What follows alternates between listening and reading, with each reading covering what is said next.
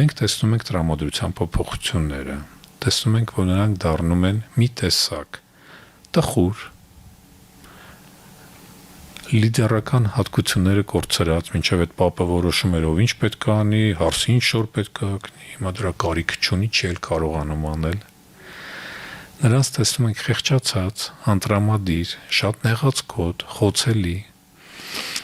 Նրանց մենք տեսնում ենք ամենուրագործունեության մեջ դժվարացած։ Հարսը բողոքում է կիսուրից, ասում է հոգնած գալիս եմ տուն,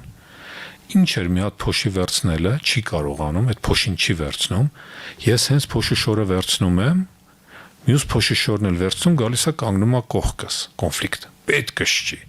բայց իրականում նա չի գիտակցում, որ այդ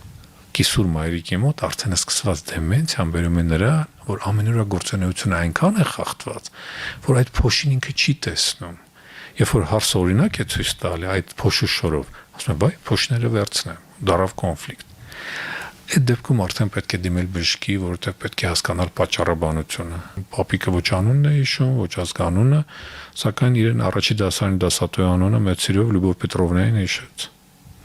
Տենց էլ է լինում, որովհետև երկարատև հիշողությունը մնում է, կարճատևը բացարձակապես կորցնում է։ Եվ անոթային դեմենցիա, ինսուլտներ տարած մի այլ անձ, որը հիշողությունը այդքան կոպիտ չէր ախտահարված, բայց շփոթված տարբեր զույգ կոշիկ էր հագած, ամենագործունությունն է ախտահարված, դժվարություններ ունի իր սեփական անձը սպասարկելու, դժվարություններ ունի ճաշը սարքելու եւ տղան բողոքում է, որ մամայիս տոլման, էլ մամայիս տոլման չի։ Եվ դա է նա նկատել։ Իմիջիայլոց այդ ժամանակը շատ կարեւոր է։ Եթե մի բան աճում է շատ արագ, երեք, այսօր, վաղ արդեն տարբերություն կա, դա դեմենցիան չի, դա ալցհեյմերը չի։ Այստեղ պետք է պատճառման գալ, ուղեղի ուռուցք, սուր զարգացող էնցեֆալիտ, բորբոքում, ինսուլտ, ինչու՞ ոչ։